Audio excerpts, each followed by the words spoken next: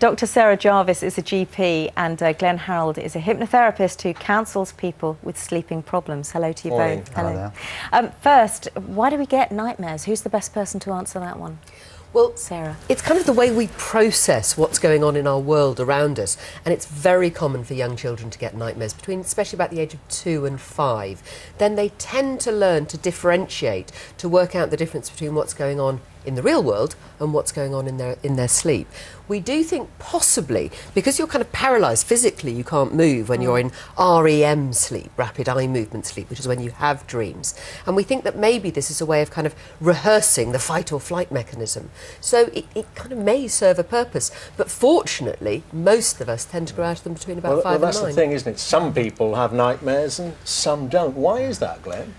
I think it can be a number of factors. I think if there are repetitive nightmares and it's the same theme each time, hypnotherapy is a very good way of getting to the root cause of that. It's some fear. kind of anxiety. It can be some kind of anxiety or repressed trauma.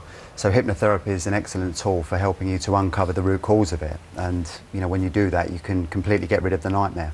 Really? Yeah. Is it also, Sarah, if you don't deal with stuff during the day, does the brain tend to hang on to it and then at night, in the dark, everything comes out and it tries to process it then? Interestingly, a lot of people who've had a trauma, so, you know, post-traumatic stress, you won't relive the bad thing that happened or the actual trauma, but you'll relive other traumas. And we think that may be to do with another time when your level of adrenaline was really high. So if you can deal with the actual trauma, then you'll stop reliving the other ones. So sort of teeth falling out, running away from people. Can't get your chocolate. Can't get your chocolate. Well, they're all symptomatic of a different Yeah, but trauma. they may be to do with what's going on in the world. You know, what do we see around us? Harry Potter and the chessboard? Who knows? Cockroaches, we hear a lot about the state of cleanliness in hospitals. Every day, anything like that. Glenn, I mean, is there a way, without going for hypnotherapy, of dealing with it? Are there techniques that people can use? Because, you know, frankly, it can disrupt sleep, can't it? And people are a bit sleep deprived in this day and age. And sometimes they're fearful of the dream itself. So if they go to bed at night and they're fearful of it, you know, it's almost like they're inducing it themselves.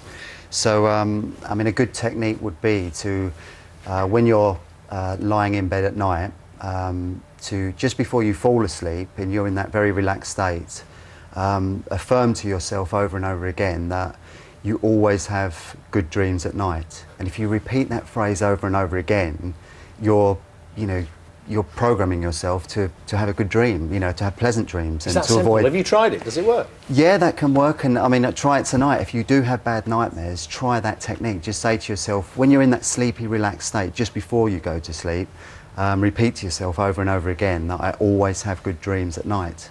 Really? I don't know. I have bad dreams. Try that tonight. Yeah, well, I'll give it a go, but sometimes bad dream can stay with you all day, can't it? Oh, very much so. And one of the things we do need to bear in mind is the time that it's not likely to work is if you're taking a medicine which has brought it on. Antidepressants and particularly beta blocker tablets, which we sometimes take to lower blood pressure. Some of them can cause quite nasty nightmares, and no matter how you try, you may find that you'd need to change it's just medicine. one of the side effects. What about food stuff, though? I mean, I'm going to mention it. Cheese, is that an old wives' tale or something you eat before you go to Cheese bed? and chocolate just get mentioned too many times, I think, for it to be a complete coincidence. And we do know they can bring on migraines.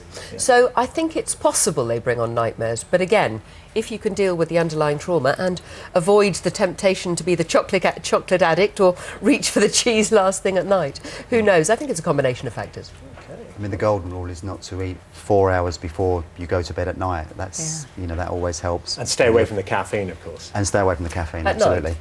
Okay, Yeah. so no caffeine, no cheese, no chocolate, and positive and I will thinking have a good night's before you And get the to bed. affirmation, I always have a good night's sleep at night. I always have a good I'm night's writing sleep. that down. Okay, I never wake up sweating at 2:30 in the morning thinking I've missed my deadline again. Okay, thank you. We never mentioned counting sheep. If that works as well.